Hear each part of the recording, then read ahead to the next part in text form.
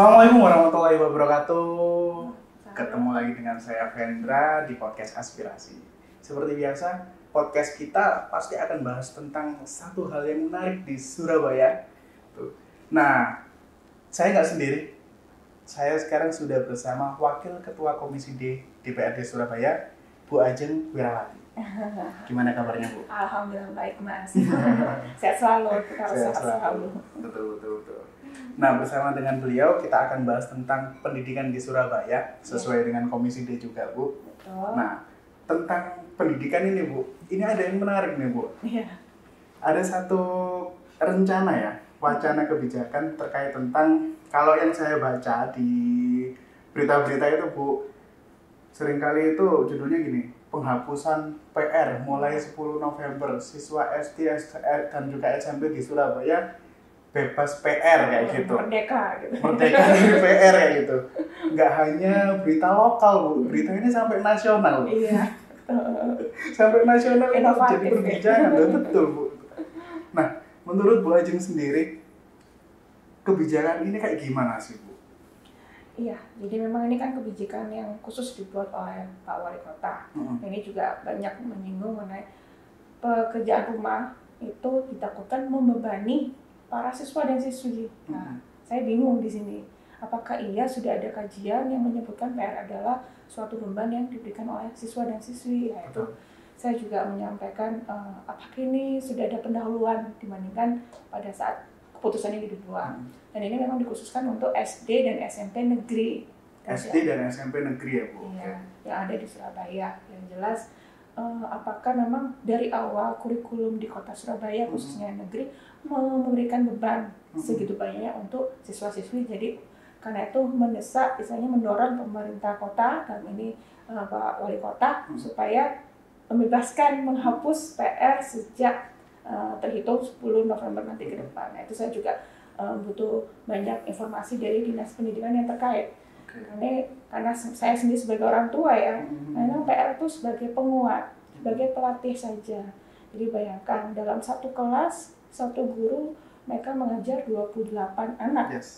Tapi kita sebagai orang tua hanya mungkin mengajar, mungkin kita punya anak 1 hingga 4 ataupun lebih ya, itu hanya mengajar seperti itu, 4 anak atau 3 anak seperti itu. Itu kan bagusnya, kualitasnya kan lebih banyak yang private ya, seperti 4 dibandingkan harus 28 anak sekaligus. Jadi paling enggak saya juga menerima info dari guru, itu paling enggak, ini untuk pelatihan di rumah. Jadi bagaimana anak-anak itu diberikan pelajaran, angguk-angguk, iya gitu.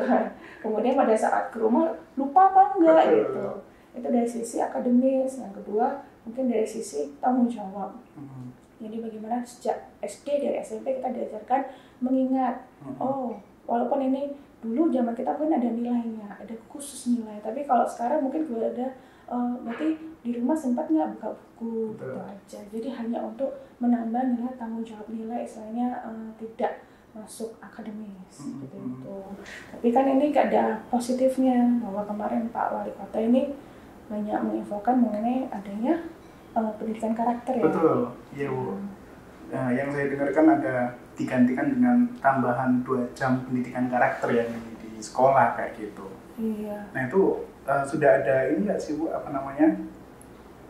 pembicaraan lebih lanjut lagi dari Dinas Pendidikan mungkin dengan DPRD?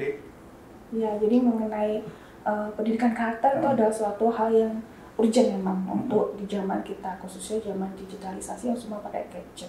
Karena itu langkah ini sebenarnya sudah bagus, kita memfokuskan untuk penumbuhan pendidikan karakter. Tapi kita juga memastikan dari Dinas Kesehatan sudah ada modulnya sendiri. Oh iya, betul. Jadi modulnya seperti apa? Apakah mengenai pendidikan karakter yang berasaskan mungkin kepemimpinan seperti itu, memimpin supaya bisa menjadi diri sendiri, tanggung jawab, ataupun mengenai kewirausahaan supaya bisa mengerti sih nilai uang itu apa, investasi itu apa, ataupun bagaimana. Kemudian ketiga mungkin khusus mengenai moral dan akhlak, bersifat sopan kepada orang tua, dan juga menjaga adik mungkin ya, ketanggung jawabannya itu harus dibuat modul supaya benar mungkin, dan dari pihak sekolah-sekolah juga terbantu dan merasakan manfaatnya. Saya harapannya seperti itu. Oke. Tapi Bu, seandainya nanti memang benar-benar ini ya, Bu, siswa SD dan SMP itu dibebaskan dari pekerjaan rumah kayak gitu. Sering itu tadi kan seperti yang Ibu tadi bicarakan, kalau kekhawatiran orang tua seringkali itu kan nanti anakku di rumah jadinya semakin malas pegang buku.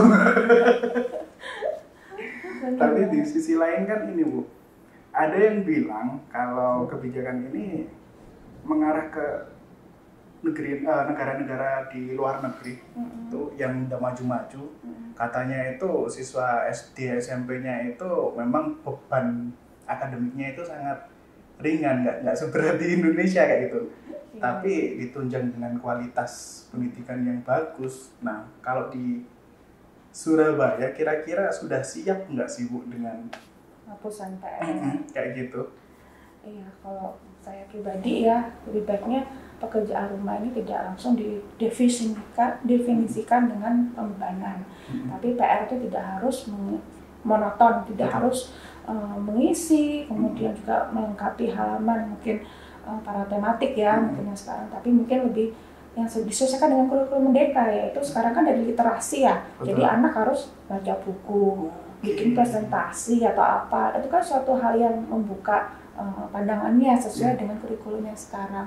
Kalau memang diperlukan karena disampaikan harus menyesuaikan dengan pendidikan di luar negeri, ya kita harus mempelajari dulu, mengkaji dulu di mananya gitu kan. Jangan sampai kita membandingkan apple to apple yang hanya titik poin satu nilai saja, tapi harus keseluruhannya. Nah, itu mungkin nanti yang utamanya sebenarnya sih inovasi ini harusnya disesuaikan, ditambahkan dengan modul-modul, jadi supaya lengkap dan juga menarik. Iya sih, tapi menarik tuh sarannya Bu Ajeng tadi, kalau PR itu hanya jangan melulu kayak ngisi apa LKS, ngisi dan lain sebagainya. Itu ya saya juga mengalami itu dulu ya Bu. Sama ya. Dan itu rasanya aduh. Tapi memang bisa jangan menyalin kok, jangan. Iya betul. Kalau bentuk kayak tadi membaca literasi, terus nanti waktu di sekolah didiskusikan bareng, itu kan juga menarik ya Bu ya. Iya itu. Pada akhirnya pekerjaan rumah yang diberikan itu tidak bikin siswa itu semakin tertekan, tapi justru semakin fun gitu loh. Iya, paling nggak semakin lebih banyak ruang untuk mengkreasikan dirinya seperti apa. Saya sukanya buku ini karena apa. Betul. Gitu. Oke. Tambahan juga.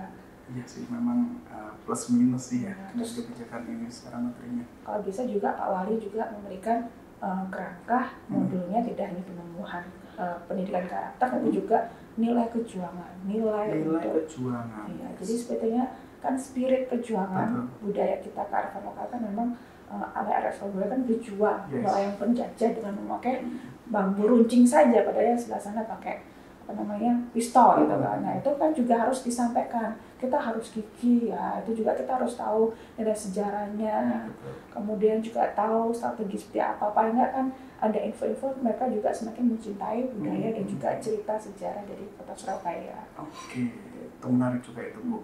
Saran masukan juga untuk ini ya. Iya, untuk pendidikan Surabaya. Ya.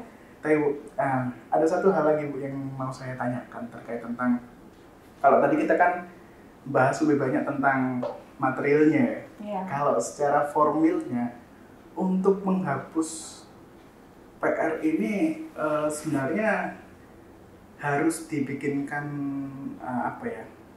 payung hukumnya nggak sih Bu, atau gimana kayak gitu loh secara formilnya?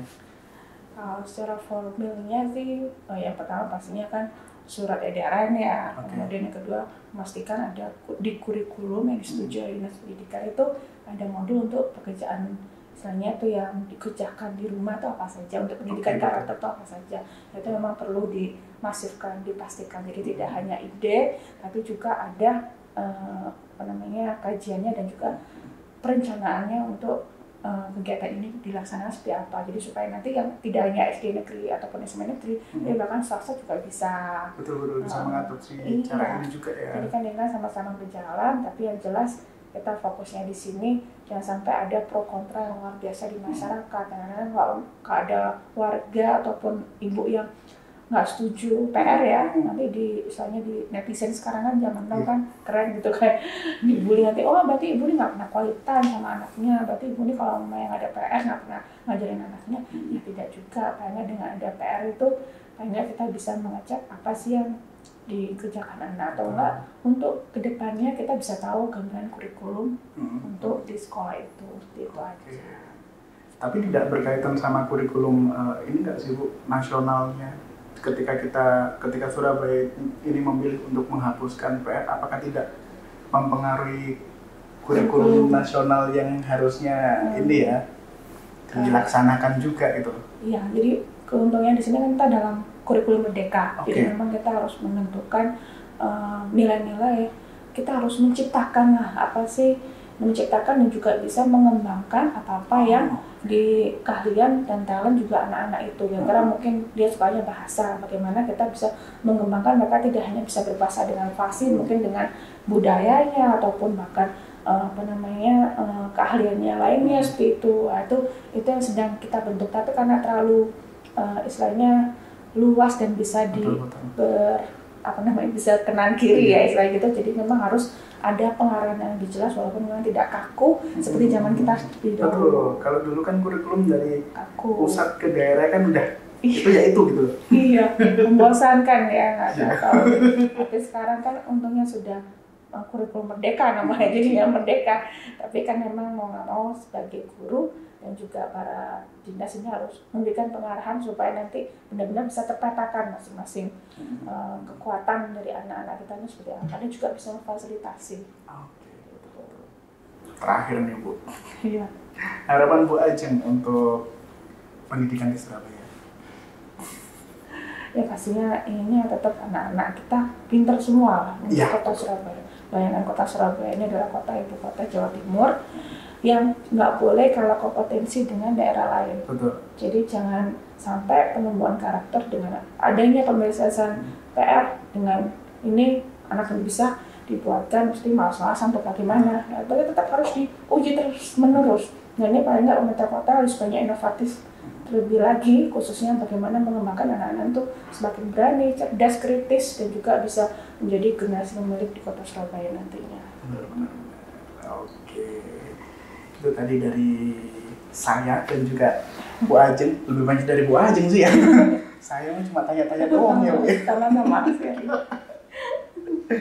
Jadi memang kebijakan ini memang ini ya, dibilang inovatif, yes inovatif, tapi memang perlu diperkuat lagi ya Bu ya, tuh, supaya nanti kualitas pendidikan di Surabaya itu memang benar-benar berkualitas, tidak turun, bahkan harusnya memang semakin maju. Jangan sampai kalah dari Jangan sampai kalah dengan daerah.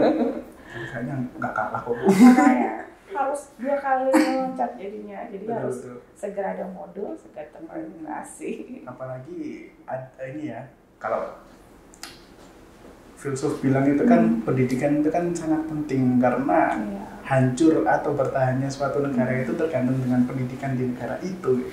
Iya, makanya kita kan sebenarnya secara Indonesia pun juga kita dinilai yang paling susah membaca, paling kurang fokus dalam membaca. Itu sebenarnya yang jadi tidak hanya kompetisinya tidak hanya di daerah juga, kalau bisa ke luar negeri juga. Jadi jangan sampai kita juga meningkatkan kemampuan literasi kita dan juga akademik supaya nanti bisa menghayati lah berkompetisi juga secara global. Benar, iya sih. Memang harus ditingkatkan ya Bu literasinya. Makanya tadi sarannya Bu Ajeng bagus banget tadi, kalau ya pakai pekerjaan rumah bukan yang membebankan siswa, tapi bagaimana caranya dibuat untuk meningkatkan literasi siswa itu bagus banget kan? Iya, betul. Oke. Itu tadi bincang-bincang santai kita bersama dengan Bu Ajeng. Terima kasih Bu Ajeng waktunya. Sorry. Sama-sama Mas. Lagi ini tapi masih bisa menyempatkan. Harus semangat nanti. Saya saring juga supaya kemajuan pendidikan. Oke, itu tadi akhir dari bincang-bincang santai kita bersama Bu Ajeng. Sampai jumpa di episode selanjutnya dengan tema-tema yang menarik pastinya. Saya Avendra Firmansyah dan juga Ajeng Birawati. Kami undur diri. Assalamualaikum warahmatullahi wabarakatuh.